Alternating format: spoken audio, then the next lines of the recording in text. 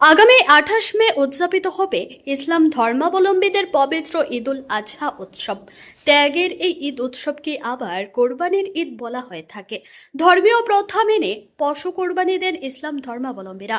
তবে এবার ঈদের দিনক্ষণ যত এগিয়ে আসছে, ততই সামাজিক মাধ্যমে পশু কোরবানি নিয়ে নানান আলোচনা চলছে।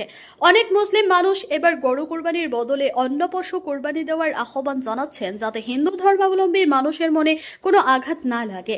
একই দাবি জানালেন সোনাই কাজীঠরের যুবক নুরুল হোসেন লস্কর। নুরুল বলেন, গরু কোরবানি দেওয়া ধর্মীয় মতে বাধ্যতামূলক নয়, অন্য গৃহপালিত পশু কোরবানি দেওয়া যেতে পারে। এতে করে ত্যাগের এই উৎসবে হিন্দু সম্প্রদায়ের মানুষের সাথে মুসলমান সম্প্রদায়ের মানুষের ভ্রাতৃত্ব এবং সম্প্রীতি আরও বাড়বে। আসসালামু আলাইকুম, নমস্কার প্রিয় আমার দেশবাসী। আমি সোনাই সমষ্টির একজন নাগরিক হিসাবে আজকে আপনার সামনে আসার একটাই কারণ হলো যে 75% মানুষ বলছে যে সামনে আমরা 28 তারিখ বোধহয় বকরা ঈদ, সেই বকরা ঈদে আমরা কোরবানি হিসাবে কেউ গরু করতাম, কেউ ছাগল করতাম, এইরকম আমরা কোরবানি ঈদ উৎসব পালন করতাম। যাই হোক, এই কয়েক বছর থেকে দেখা যায় গরু নিয়ে কোরবানির সময় বিভিন্ন একটা বিভ্রান্তি আমরা সামনে আই যায়।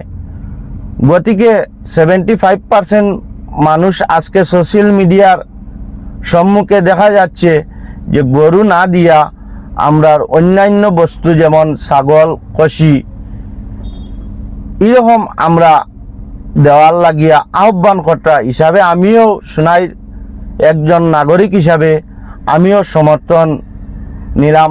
আর দেখুন, ধর্ম যার যার উৎসব সবার, যেহেতু আমরা হিন্দু ভাইয়েরা গরু কুরবানি করলে মনে দুঃখ পাইলাইন, তে আমরা ছাগল বা কষি এরকম বস্তু দিয়া আমরা মৌলানা গণর লগে আলাপ আলোচনা করিয়া আমরা কিভাবে কুরবানি ঈদটা আমরা হিন্দু মুসলিম সব মিলেমিশে আমরা শান্তি শৃঙ্খলা বজায় থাকে, আমরা বাই বাই মিলেমিশে যে বসবাস করতে পারি, সেটা নিয়ে আমরা চিন্তাধারণা করার জন্য সবার কাছে আমার অনুরোধ, ভুল ত্রুটি হয় যদি আপনারা মাঝে আমারে ক্ষমা করে দিবা।